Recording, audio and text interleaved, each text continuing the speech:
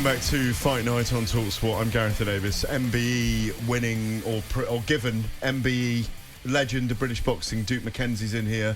I think he's on about his fourth bar of chocolate. I'm on my fourth coffee. Yeah, it's my fourth chocolate. Yeah. In the final hour, we're about to be joined by the brilliant Frank Smith, who is just going from strength to strength in the Matchroom boxing stable. He's developing stuff all over the world. It's always great to speak to him. He will talk up the card on DAZN tonight, where Eddie Hearn is in Vegas with Sky Nicholson, the Galadia Fai. Who else is out there? Hutchinson. He looks really, really talented. We're going to hear from Jane Couch in a little bit. She's being inducted into the Hall of Fame, and we're going to talk about the reminiscence from Duke of his career and stories about his dogs. You're listening to Fight Night on talkSPORT.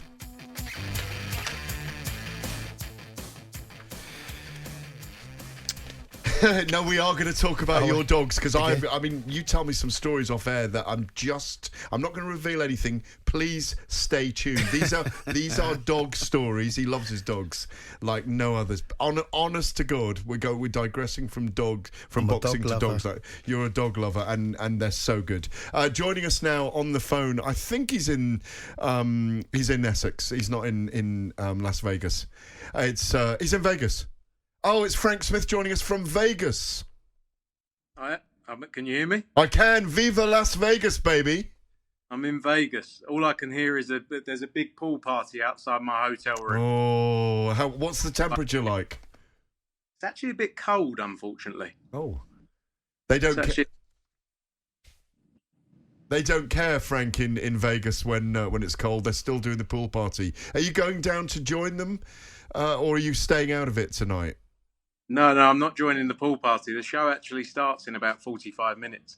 And I also didn't realise I'd be on camera, otherwise I would have done my hair. So apologies. What do you mean you'd have done your hair? You've gone all kind of Ben Kingsley-like with the... I loved the Leo DiCaprio foppish mop. Yeah, I know, but I was getting compared to Ben Davison too much. One quick story. When I was in Vegas once, I had a cut man who must have been in Tyson Fury's corner when Ben Davison was training him, who came up to me and said, "Why did you sack me?" So at that point, I knew I needed a change. Well, I'm looking forward to that hair growing back, and it looks beautifully manicured anyway. Look, it must be great to be back in Vegas. The last time I saw you in person, I think, was in Riyadh at Knockout Chaos, where Anthony Joshua was spectacular against Francis Ngannou. We can debate that all we want, but he was spectacular. Mm-hmm. Duke has already said tonight that he did what he was meant to do. I ask you first of all about these comments from Anthony Joshua that he plans to hang up his gloves in 2 years' time? I've always said it. Said 35, AJ said on this week's Jonathan Ross show, which airs tonight on ITV. I'm 35 in October. I'm thinking another 2 years or so if my body holds out. What do you make of that? Is that accurate? I don't know. The first I've heard of it is when I'm sure you heard it as well. You know, he's been in boxing, although he wasn't an amateur for too long. He's been pro for coming up to 12 years now, 11 years, something like that. Heavyweight boxing is as with all boxing, but heavyweight especially, he's tough going, both the sparring and in the fight. So, I think it's good to see that he's forward planning and thinking about what's next. He's done amazing things. He's still got things he wants to do in the sport, but it's good to see that he's thinking about what's next. Is that 4 fights? So that would be potentially, isn't it? Yeah, and is that enough? Do you think? Because obviously he'll have fought Fury by then if that happens. He'll have probably fought Usyk a third time. Could have another one with Parker. There's another one with Parker, and there's talk about potentially. I know this is just rumours at the moment. The winner of Hrgovic and Dubois, which could potentially be for the IBF title. I suppose there's 4 fights that takes him to 35. Yeah, look, he's had 4 fights in 11 months. He's been the most ever been in his career, which has been great to see, and I think that's why he's in the form of his life. The heavyweight landscape changes hourly, daily. So all those names you suggest. I mean, who would have said some of those names you said there would still be in the mix when we were looking 5 years ago, for example? And a lot of them have come on and improved. So yeah, anything can happen in the heavyweight division, and it's exciting though. I actually think hearing that for the first time, I don't think until then will he really be respected for what he's done in the sport, personally. Duke, how much should Anthony Joshua be? Has he carried British boxing for the last decade? Oh, 100%. He's the face of boxing, has been from day one, pretty much. I mean, listen, Tyson Fury's a good fighter in his own right, but I just feel that Joshua is... right now, Joshua's the one to beat, isn't he? He's the one that's you know, he's just had a good victory, knocking out that guy that he knocked out the other day. I can't remember his name. Francis Ngannou. Oh, yeah, Francis Ngannou. Was that a good victory? He needs more chocolate. Honestly, he eats chocolate you know what? every half an hour. He needs another bar of back chocolate. A little bit. Go on, rewind. No, that wasn't a great victory, but it was. He done. Oh, you mean Otto Wallin? You mean?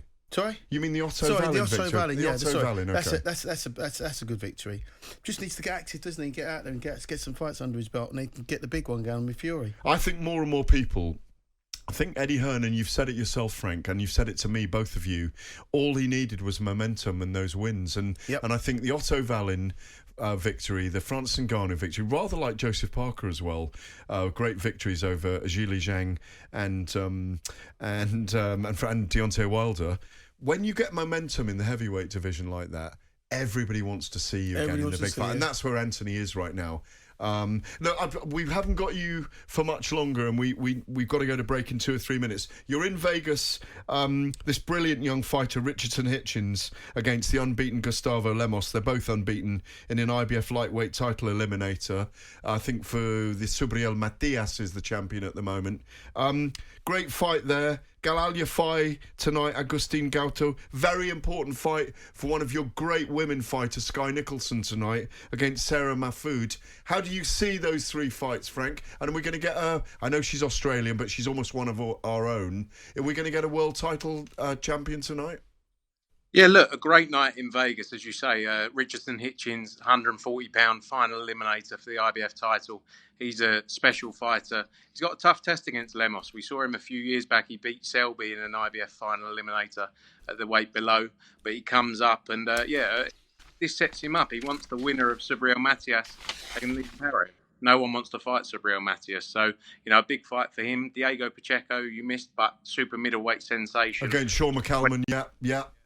3 years old. Yeah. He believes going to rule for a long, long time. Galalya Fai, brilliant fighter, Olympic gold medalist. He's come straight in from the Olympics and the amateurs straight into 10s and 12s, And I think this is really it's a step-up fight for him. And I think beyond to the latter part of the year, he's not far off from challenging for a world title. I think the Sonny Edwards fight's got a lot of talk as well for Galal. So great fight for him. And Sky Nicholson, as you say, her opportunity to become a world champion tonight. There's big nights out there for her. She wants the biggest fight. She's mentioned Serrano multiple times. And there's big opportunities for her in Australia. Boxing is booming in Australia as well.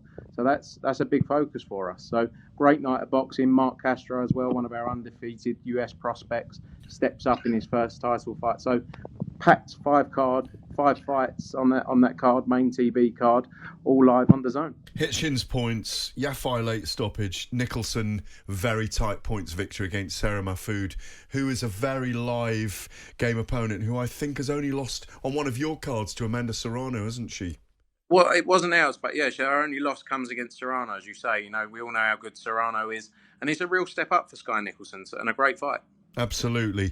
Have a great night. Can I ask you one other thing? There's a Frank Warren comment this week. He responded to, there were some talks out there that people are saying, I think Eddie might have said that there's a chance of AJ fighting Fury in the UK in September. Is that nonsense?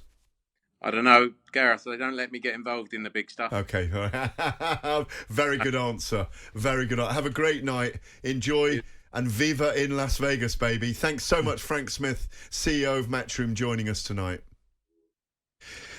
Well, Duke, that kid, he's in his 20s. I'm telling you, he's done a brilliant job at Matchroom, and Frank's really grown in the last few years, and I think Eddie Hearn could not do it without him. Yeah, probably not. Started at 16 as the T-boy. Everybody needs a right-hand man, right? So that's his right-hand man. So, listen, he's getting paid to do a job, and he's doing a great job. Let's hope he can keep it up.